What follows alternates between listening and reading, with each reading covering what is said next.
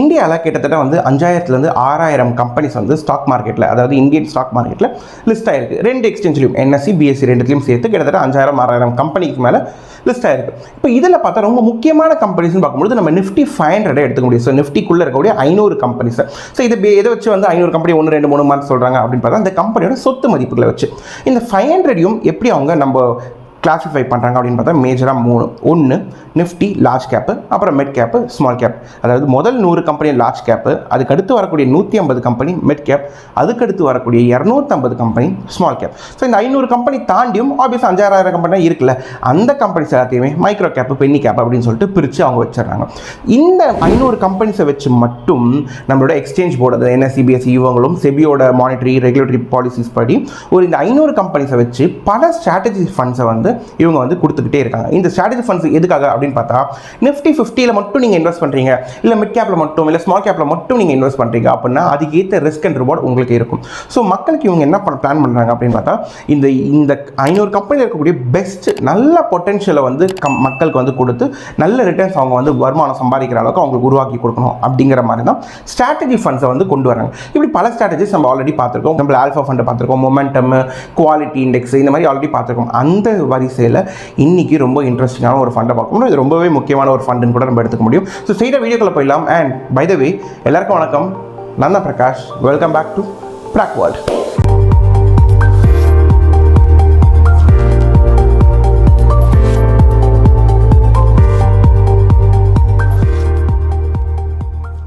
சரி, இன்றைக்கி ஸ்ட்ராட்டஜி ஃபண்டில் நம்ம பார்க்கக்கூடிய விஷயம் என்னென்னா, வேல்யூ பேஸ் பண்ண ஸ்ட்ராட்டஜி ஃபண்டு. ஸோ இதுலேயும் வந்து ஆப்வியஸாக 2 வந்து ஸ்ட்ராட்டஜி ஃபண்ட்ஸை வந்து நமக்கு கொடுத்துருக்காங்க. ஒன்று பார்க்க நிஃப்டி 200 வேல்யூ 30, இங்கே பார்க்கும்பொழுது நிஃப்டி 500 வேல்யூ 50. ஸோ இதில் நிஃப்டி 200 வேல்யூ 30 ஃபண்டை பற்றி பார்க்கும்பொழுதே உங்களுக்கு இந்த ஃபண்டும் ரொம்ப தெளிவாக புரிஞ்சிடும். ஏன்னா சின்ன சின்ன டிஃப்ரென்ஸ் தான் இருக்கும். ஸோ இதை நம்ம பார்ப்போம். ஃபஸ்ட்டு இவங்க என்ன பண்ணுறாங்க, நிஃப்டி 200 கம்பெனிஸை வச்சு அதில் இருக்கக்கூடிய ஒரு டாப் 30 கம்பெனிஸ் வேல்யூ பேஸ் பண்ணி டாப் 30 கம்பெனிஸை அவங்க எடுத்துக்கிறாங்க. அண்ட் இதே மாதிரி தான் இங்கேயும் நிஃப்டி 500 கம்பெனிஸை வந்து அவங்க எடுத்து அதில் இருக்கிற டாப் 50 கம்பெனிஸ், டாப் 50ங்கிறத வேல்யூ பேஸ் பண்ண ஒரு 50 கம்பெனிஸை எடுத்து ஒரு இண்டெக்ஸாக ஃப்ரேம் பண்ணிக்கிறாங்க. அண்ட் இந்த டிஃப்ரென்ஸ் பார்க்கும்போது உங்களுக்கு தெரியும், நிஃப்டி 200 அப்படின்னு சொல்லும்பொழுது நமக்கு லார்ஜ் அண்ட் மிட் கேப் மட்டும்தான் இதில் வரும். இதே 500 அப்படின்னு சொன்னோன்னா ஆப்வியஸாக லார்ஜ், மிட், ஸ்மால் கேப்பும் இதில் வந்துடும். ஸோ கொஞ்சம் ரிஸ்க் எடுக்கிறவங்க அப்படி வந்து இவங்க இதை ப்ரிஃபர் பண்ணிக்கலாம். இல்லை நான் கொஞ்சம் ஓரளவுக்கு சேஃப் ப்ளேவே பண்ணிக்கிறேன் அப்படின்னா அவங்க இதை ப்ளே பண்ணிக்கலாம்.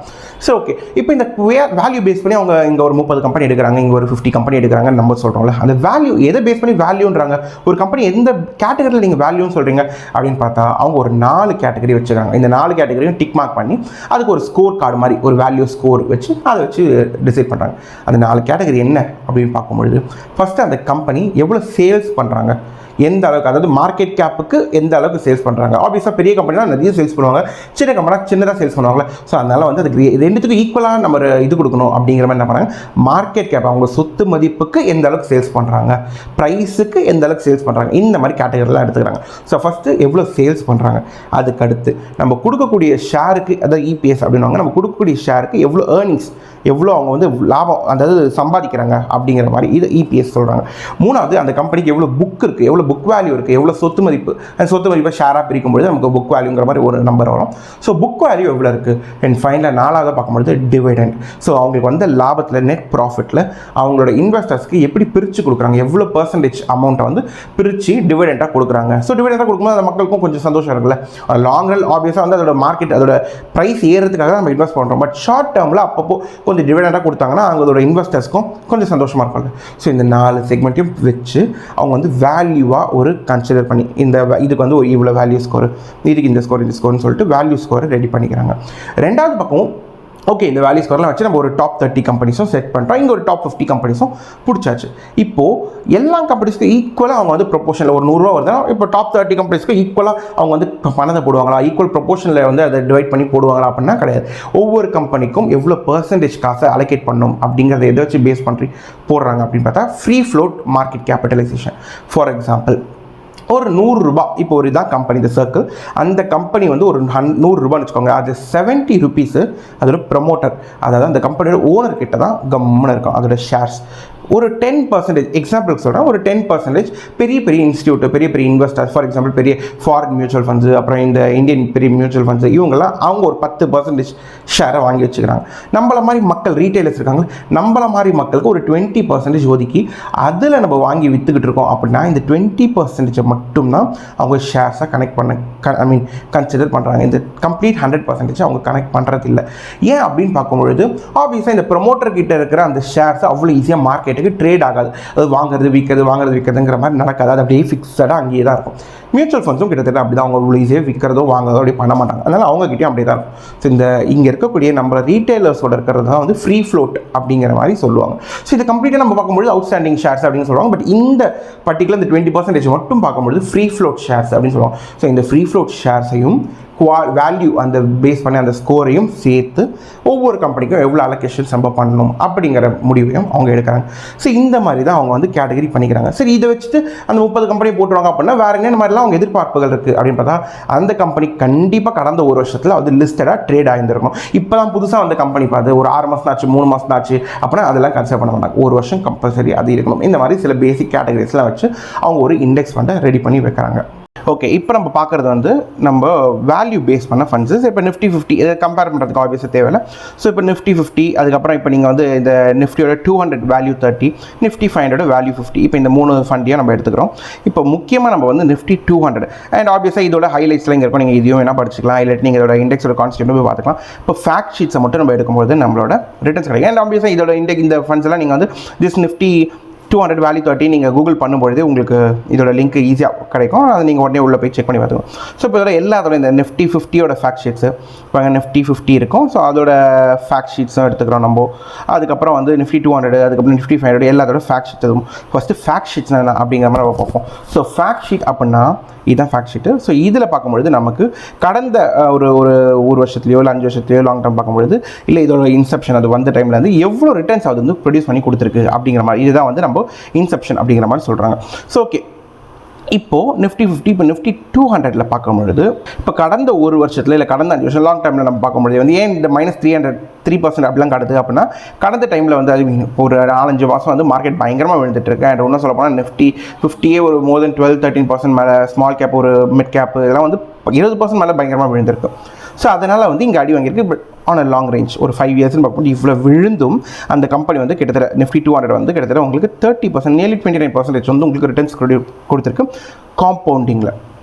அண்ட் இந்த இண்டெக்ஸ் மட்டும் உங்களுக்கு 3.85% டிவிடெண்ட் வந்து கொடுத்துக்கிட்டு இருக்கு. ஸோ அந்த டிவிடெண்ட்டும் வந்து நம்ம இதில் கேல்குலேட் பண்ணும்போது டோட்டல் ரிட்டர்ன்ஸாக 32% வந்து உங்களுக்கு நிஃப்டி 200 கொடுத்துருக்கு. அண்ட் இதே இடத்தாண்ட நிஃப்டி 500 அண்ட் ஆப்வியஸாக நம்ம சொன்ன மாதிரி நிஃப்டி 500 போது இந்த இண்டெக்ஸில் ஸ்மால் கேப் கம்பெனிஸும் உள்ள வந்துடும். அண்ட் அது போகும்பொழுது உங்களுக்கு வந்து கிட்டத்தட்ட 34% டோட்டல் ரிட்டர்ன், லைக் 31%.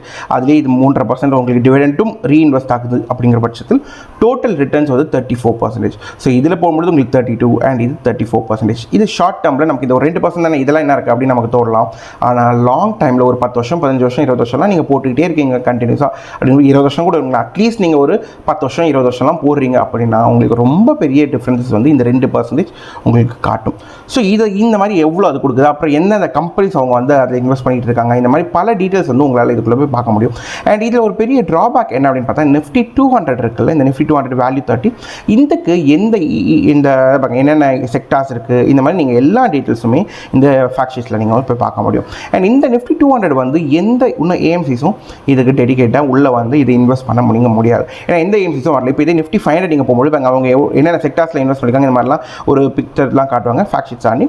இங்கே பார்த்தா ஒரு 3 ஏஎம்சிஸ் வந்து உங்களுக்கு கொடுத்துக்கிட்டு இருக்காங்க இந்த நிஃப்டி 500. அண்ட் ஆப்வியஸாக நிஃப்டி 200 கம்பேர் பண்ணும்போது நிஃப்டி 500 வந்து உங்களுக்கு இன்னுமே நல்ல ரிட்டர்ன்ஸ் கொடுக்கும். இன்னும் நல்ல புல் மார்க்கெட்லாம் இருக்குன்னு வச்சுக்கோங்க. கடந்த ஒரு 2 வருஷத்தில் ஸ்மால் கேப் மிட் கேப்லாம் அடி நொறுக்குச்சு தெரியுமா, அந்த நேரத்துலலாம் பெரிய டிஃப்ரென்சஸ் இருக்கும். இப்போ மார்க்கெட் இவ்வளோ விழுந்ததுனால ஒரு 2% டிஃப்ரென்சஸ் காட்டுது. இதே மற்ற நேரங்களில் ரொம்ப பெரிய மார்ஜினல் டிஃப்ரென்சஸ் உங்களுக்கு காட்டும். நீங்கள் இதே இடத்தாண்ட நிஃப்டி 50 கம்பேர் பண்ணி பாருங்கள்.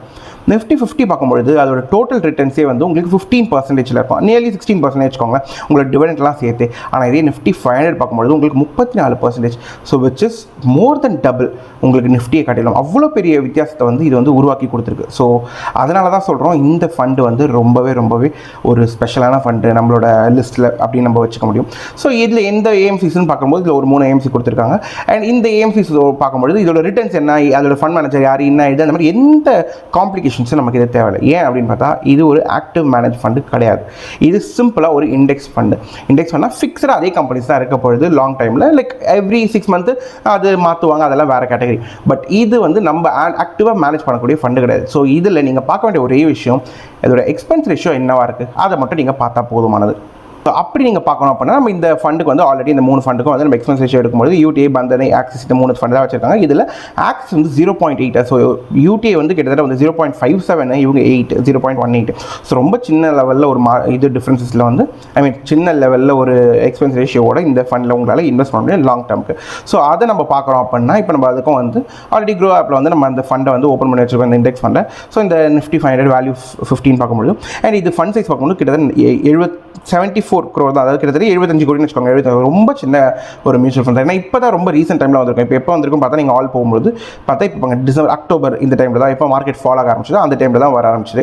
ஸோ இது வந்து ரொம்ப இப்போ ரீசெண்டாக தான் இந்த என்எஃப்ஓஸ்லாம் வந்து இந்த கம்பெனிஸ்லாம் வந்துகிட்டு இருக்கு.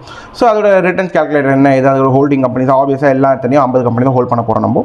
ஸோ அது பண்ணிட்டு அப்புறம் அவங்க ஈக்விட்டி எவ்வளோ வச்சிருக்காங்க, கேஷ் எவ்வளோ வச்சிருக்காங்க, டெப்ட் என்ன இருக்குது, இந்த மாதிரி செக்மெண்ட் எந்த செக்டார்ஸில் எவ்வளோ கிளாஸிஃபை பண்ணிருக்காங்க அதையும் உங்களால் பார்க்க முடியும். அதுக்கப்புறம் வந்து இது என்னென்ன ஆல்ஃபாபெட் இந்த மாதிரிலாம் எல்லாம் எல்லாத்தையும் பார்த்துட்டு லாஸ்ட்டாக இதோட எக்ஸ்பென்ஸ் ரேஷியோ 18%, ஐ மீன் 0.18%. இதே மாதிரி அது எக்ஸிட் லோடு என்ன இருக்குது, அதுக்கப்புறம் டாக்ஸையும் பற்றியும் நம்ம இந்த வீடியோட ஃபர்தரில் பேசுவோம். ஸோ இந்த மாதிரி ஒரு கிளாரிட்டியாக ஒரு கிளியர் பிக்சர் வந்து உங்களுக்கு கிடைக்கும். ஸோ உங்களோட ஏஎம்சிஸில் நீங்கள் போய்ட்டு சிம்பிளாக நீங்கள் இந்த ஃபண்டை இன்வெஸ்ட் பண்ணோம் அப்படின்னா பண்ணலாம்.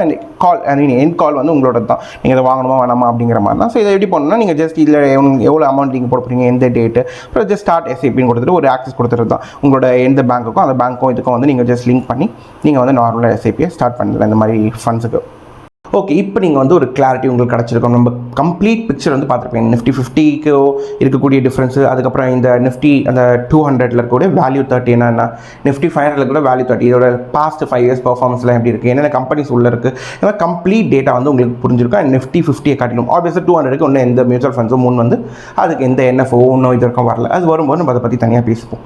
ஸோ நிஃப்டி 50க்கும் இந்த நிஃப்டி 500ல் இருக்கக்கூடிய வேல்யூவலான 50 கம்பெனிஸும் எவ்வளோ பெரிய வித்தியாசம் இருக்குது அதோட ரிட்டர்ன்ஸ். பிகாஸ் கடந்த 5 வருஷத்துலையும் நம்ம பார்க்கக்கூடிய ரிட்டர்ன்ஸ், ஆனால் ஓவர் லாங் ஸ்பேன் பார்க்கும்போது எந்த அளவுக்கான ஒரு வெல்த்தை நம்ம கிரியேட் பண்ணி கொடுக்கும் அப்படிங்கிற மாதிரி ஒரு புரிதல் உங்களுக்கு வந்திருக்கும் அப்படின்னு நான் நினைக்கிறேன். ஸோ இதான் ஈஸா. அண்ட் எந்த ஃபண்டு வேணும் என்ன ஏதுங்கிற டெசிஷன்லாம் உங்களோடது. பட் எந்த மாதிரி இருக்குது, ஸ்ட்ராட்டஜிஸில் என்ன மாதிரிலாம் இருக்குங்கிறத எடுத்துகிட்டு வந்து இந்த வீடியோ நம்ம வச்சிடறோம். மற்றபடி டிசிஷன் நீங்கள் பார்த்துருவோம். அண்ட் ஃபைனலாக பார்க்கும்போது வந்து ஆப்வியஸாக மியூச்சுவல் ஃபண்ட்ஸோட டாக்ஸேஷன்ஸ். ஸோ பொதுவாக மியூச்சுவல் ஃபண்ட்ஸ் எப்படி டாக்ஸ் பண்ணுவாங்க அப்படின்னு பார்த்தா ஷார்ட் டேர்ம், லாங் டேர்ம் அப்படின்னு பிரிச்சுப்பாங்க. ஷார்ட் டேர்ம் அப்படின்னா நீங்கள் வாங்கி வச்சிருக்க ஃபண்டை ஒரு வருஷத்துக்குள்ளேயே நீங்கள் வித்துட்டீங்க அப்படின்னா உங்களுக்கு வந்து லாபத்தில் நீங்கள் 20% கவர்மெண்ட்டுக்கு டேக்ஸாக பே பண்ணணும். இதே நீங்கள் வந்து லாங் டேர்ம், அதாவது ஒரு வருஷத்துக்கு மேற்பட்டு நீங்கள் விற்க போகிறீங்க அப்படின்னா முதல் உங்களுக்கு வந்து லாபம் இருக்குல்ல, முதல் 1.25 லட்சம் ரூபாய்க்கு நீங்கள் எந்த டேக்ஸும் பே பண்ண வேண்டாம். 1.25 லட்ச ரூபா தாண்டும் பட்சத்தில், ஃபார் எக்ஸாம்பிள் நீங்கள் இந்த வருஷம் வந்து ஒரு 2 லட்ச ரூபா லாபம் சம்பாதிச்சிருக்கீங்க அப்படின்னா ஃபஸ்ட்டு 1.25 லேக்ஸுக்கு எந்த டேக்ஸும் இல்லை. மீதி இருக்கக்கூடிய அந்த 75,000 இருக்குல்ல, அதுக்கு மட்டும் 12.25% நீங்கள் டேக்ஸாக பே பண்ணுவீங்க. ஸோ இப்படி தான் மியூச்சுவல் ஃபண்டுக்கு டாக்ஸேஷன் விதிக்கப்படுது. ஸோ இப்போ இந்த கம்ப்ளீட் வீடியோ ஒரு நல்ல கிளியர் பிக்சர் கிடச்சிருக்கும் நான் நினைக்கிறேன். ஒரு புது ஸ்ட்ராட்டஜி பற்றி நம்ம பேசியிருப்போம் அப்படின்னு நினைக்கிறேன். உங்களுக்கு ஹெல்ப்ஃபுல்லாக இருக்கும்னு நினைக்கிறேன். அண்ட் அப்படி ஹெல்ப்ஃபுல்லாக இருந்தால் கண்டிப்பாக வீடியோக்கு வந்து லைக், சப்ஸ்கிரைப் அண்ட் பெல் ஐக்கானும், பிகாஸ் பெல் ஐக்கானுங்க ஃபியூச்சரில் நம்ம வீடியோஸ் வந்துட்டே இருக்கும். இந்த வீடியோவில் ஏதாச்சும் சஜஷன் இருக்குது, இல்லை என்ன மாதிரி ஃபண்ட்ஸை பற்றி நம்ம பேசலாம், உங்களுக்கு ஏதாச்சும் ஐடியா இருக்குது அப்படின்னாலும் கண்டிப்பாக வீடியோட கமெண்ட்ஸில் வந்து நீங்கள் சொல்லுங்கள். எனக்கு கண்டிப்பாக எல்லா கமெண்ட்ஸையும் நான் வாசிப்பேன். அது எனக்கு ரொம்ப பிடிச்ச ஒரு விஷயமா வந்து இப்போ இந்த ரீசெண்ட் டேஸில் எனக்கு அது இருக்குது. ரீசெண்ட் டேஸில் ஸ்டார்டிங்லேருந்தே இருக்குது அப்படின்னு வச்சுக்கோங்க. ஸோ இந்த வீடியோ ரொம்ப ஹெல்ப்ஃபுல்லாக இருக்கும்னு நினைக்கிறேன். அண்ட் இந்த வீடியோ ரொம்ப ஹெல்ப்ஃபுல்லாக இருந்ததுன்னா நம்ம சொன்ன எல்லா வீடியோவும் எல்லா விஷயத்தையும் பார்த்துருங்க. அண்ட் ஆல்ரெடி நம்ம ஸ்ட்ராட்டஜி ரிலேட்டாக போட்ட வீடியோஸையும் பார்த்துருங்க. ஸோ மறுபடியும் ஒரு நல்ல இன்ஃபர்மேட்டிவ் வீடியோட உங்களை மீட் பண்ணுறேன். Till then, take care, have a nice day. Track world.